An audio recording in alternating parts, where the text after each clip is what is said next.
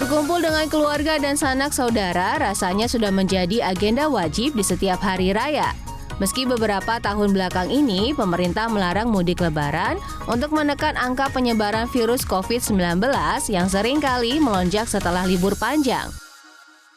Namun sepertinya tradisi mudik ini sudah mendarah daging di Indonesia dan tidak mungkin bisa dihindari. Terlebih bagi mereka yang telah lama merantau di kota besar, pasti yang terus terlintas di pikiran hanyalah mudik, mudik, dan mudik. Meski kata mudik sudah akrab di telinga anak Jakarta, namun ternyata tradisi mudik memiliki asal kata dan sejarah yang panjang di ibu kota. Sebenarnya sejak kapan mudik mulai dikenal ya? Dan apa arti kata dari mudik itu sendiri? Mudik merupakan tradisi yang dilakukan oleh perantau di berbagai daerah untuk kembali ke kampung halamannya dan berkumpul bersama dengan keluarga, terutama saat hari raya. Di era modern seperti sekarang ini, istilah mudik mulai populer di tanah air sejak tahun 1970-an. Ada beberapa versi terkait tentang asal-muasal kata mudik. Versi pertama, mudik sendiri berasal dari bahasa Betawi, kepanjangan dari kata menuju udik atau yang bermakna menuju kampung. Versi kedua, tradisi mudik berasal dari kata bahasa Jawa, mulih endilik, yang berarti pulang sebentar. Pemandangan khas di kala mudik hari raya tidak terlepas dari antrian panjang di stasiun maupun terminal hingga kemacetan di sepanjang ruas jalan. Segalanya dilakukan demi bisa pulang kampung dan bersilaturahmi di hari raya. Apabila ditarik jauh ke belakang, fenomena mudik sudah ada sejak zaman Majapahit dan Mataram Islam. Saat itu orang akan pulang sebentar menjelang musim panen. Bagi pejabat kerajaan yang ditempatkan di lokasi yang jauh, mudik diartikan sebagai kegiatan untuk menghadap raja serta mengunjungi kampung halaman.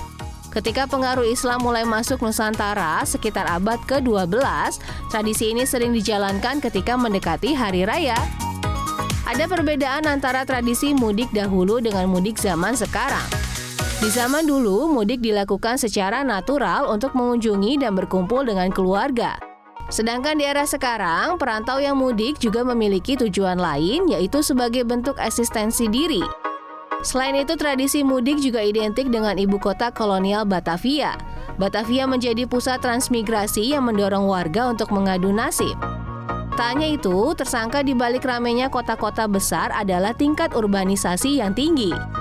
Di Indonesia, gelombang urbanisasi memang tak ada matinya. Berawal saat pemerintah mulai gencar-gencarnya membuat program pembangunan, terciptalah aneka lapangan pekerjaan yang pada akhirnya menggerakkan ekonomi dan menaikkan taraf hidup. Sehingga wajar saja jika banyak warga desa yang pindah ke kota untuk meraih peruntungan. Apabila dikaji secara sosiologis, mudik memiliki dua keuntungan. Pertama, sebagai sarana untuk pemerataan sosial ekonomi, karena orang yang mudik akan membawa uang banyak yang kemudian dibelanjakan di kampung halamannya. Kedua, mudik juga merupakan sarana untuk memulihkan energi produktif. Artinya, setelah mudik, energi positif seseorang akan terpupuk kembali, yang kemudian diharapkan dapat menopang produktivitas ketika kembali lagi ke kota. Selain memiliki keuntungan, fenomena mudik ini juga memiliki kerugian, yaitu melonjaknya masalah transportasi seperti terjadi kemacetan di mana-mana, keamanan seperti penjarahan di rumah yang ditinggal mudik, lingkungan atau polusi, dan ekonomi rumah tangga. Selain itu, kegiatan pulang kampung ini juga sangat erat hubungannya dengan alat transportasi. Dahulu para perantau yang kembali ke kampung halaman melakukan perjalanan dengan berjalan kaki atau naik kuda.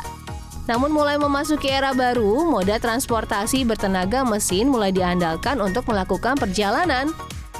Alat transportasi yang digunakan juga beragam, tergantung dari teknologi yang ada pada masanya. Transportasi yang paling murah untuk digunakan salah satunya adalah bus. Dengan kendaraan ini, anak Jakarta bisa pergi ke beberapa tempat di Pulau Jawa atau bahkan luar Pulau Jawa. Kekurangan menggunakan bus tentunya memakan waktu yang lebih lama, apalagi jika anak Jakarta melaksanakan mudik lokal di waktu yang sama dengan perayaan Hari Raya. Namun kelebihan menggunakan angkutan umum ini adalah harganya cukup terjangkau dan juga anak Jakarta bisa menikmati pemandangan selama perjalanan.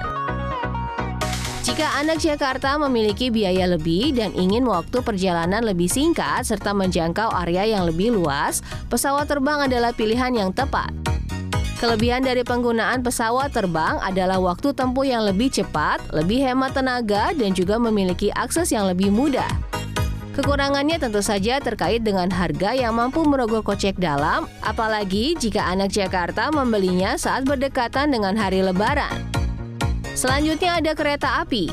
Moda transportasi umum yang satu ini merupakan moda transportasi darat yang paling populer sejak zaman era kolonial. Karena sejarahnya, pemerintah Belanda dulu membangun banyak jalur kereta api untuk mengangkut hasil bumi kita. Tapi karena murah dan cepat, moda transportasi ini malah jadi transportasi favorit untuk rakyat jelata. Harga tiket yang relatif terjangkau, cepat, dan nyaman merupakan kelebihan menggunakan kereta api. Dan yang terakhir, jika anak Jakarta malas menggunakan moda transportasi umum, anak Jakarta bisa menggunakan kendaraan pribadi.